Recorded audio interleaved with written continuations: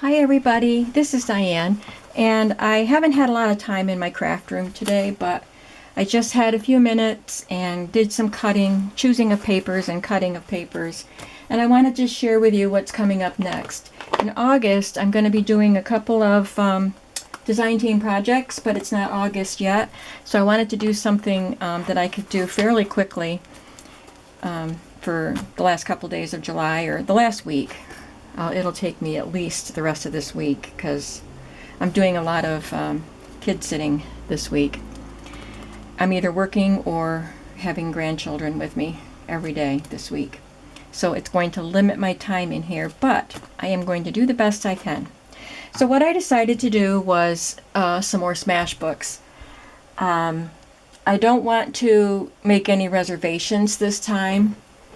There was one customer who had told me right at the beginning when I started the smash books, that because I asked who would want one, and she said she did.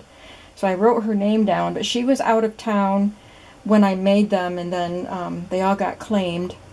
And she saw the steampunk one I did for Alicia, and so she kind of wanted a steampunk one. I don't have steampunk papers and images and stuff, not too much. I have some in this folder that I've been saving, so I'm gonna look through this. I would actually prefer to use these in a junk journal, but I'll be able to use some of them, plus my steampunk coloring book. So this is what I'll be using, Angie, at least some of this for your book. I'm going to use this for the cover, which is an old, from the 1960s, a train order book. And it did have yellow ledgers in here, like records. There's the yellow paper. And I've had this for quite some time, and I've used it in a lot of journals, those papers. So this had a label on it, a big label, and I peeled it off, but I will be covering, I want to leave some of this up here, but I'll be covering most of this. And the back is pretty good. So this is the book cover I'm going to use, which means I'm going to have to round all of my corners. But I have an eclectic mix of papers for this one. So I just grabbed some that were leftovers from other packs of paper or whatnot, and just things that I thought would go well with the steampunk theme. Nothing is actually steampunk designed, but I chose these two papers for her initials. So I won't go through all of them, but I just wanted to give you a look. They're kind of grungy. And I did have some of the papers. I got a whole bunch of scrapbook paper at a flea market over the winter. And there were some pages from Graphic 45's old curiosity shop. So I thought they would be okay in here. So I've got the flying pigs, the butterflies, the apothecary. And this is another Graphic 45 collection, so it's just some clocks. But you get the idea. I'll do the best I can to make it look steampunk. And if you saw me open my Happy Mail the other day, I got these metal pieces. So I won't use all of these, of course, but I'll use some of them probably on the cover. So I've got keys and gears and metal hearts and wings. Look at this one. I might have to save that for a junk journal. That's really cool. So anyway, this is going to be Angie's. All of the rest of them will be in, just listed in the shop.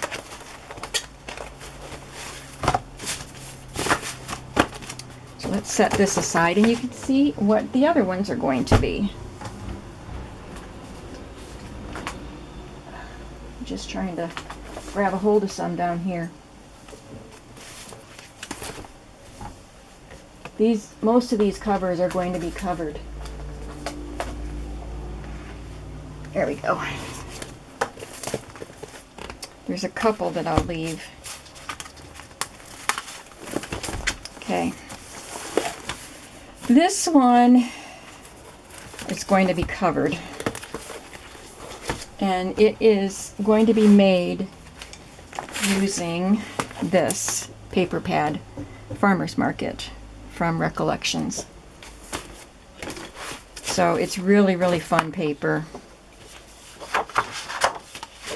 I'm not going to go through them all, but I just want you to, and there's really cool journaling cards too. I left a couple long enough so they can flip or be a pocket there. So it's just really cute. They come with some tags and cards. So there will be a farmer's market book. There will be 2 made with this one, which is Garden Dreams by Craftsmart, which I got at Michael's in the Hot Buy section. So this book will be covered also, and I pulled out some pages from a botanical book to include with it. These are the cut-off pieces, but these are just really pretty floral papers, and then it comes with some cards and cut-apart things that I can use. Some strips. There will be 2 out of this. Here's the other one, so that cover will be covered up also. And then the last 2 are made with Mermaid Lagoon. And I'm going to leave these covers. I'll decorate them. I'll cover up this eagle, but I do like the colors. I have a green one and a blue one. So I have these mermaid papers. And all of these papers that I'm showing you are white on one side. I love this pearlescent scale pattern. These are just so fun. So you can see the color scheme, the designs, really pretty. So there will be 2 of those. And I also, for almost all of these journals, if not all of them, I'll have to supplement with some other papers that coordinate, because I want to have at least 25 papers in the book. In this, for example, there's 48 sheets, which would be 24 per book, except that some of them are cut-apart pages. So it ended up being about, I don't know, 22 pages, I think, per book, or 20. So I had to supplement. So anyway, you get to see what I'm up to next, and hopefully I'll be able to be in here a little bit more tomorrow after I finish work. I won't have any kids here tomorrow. So maybe I can spend some more time, and we can spend some time together while I'm working on one of these smash books. Thank you very much for spending a little time with me this evening. I wish I had more time to hang out with you, but I have other things I must do. So thanks, and hopefully I'll see you tomorrow. Bye-bye.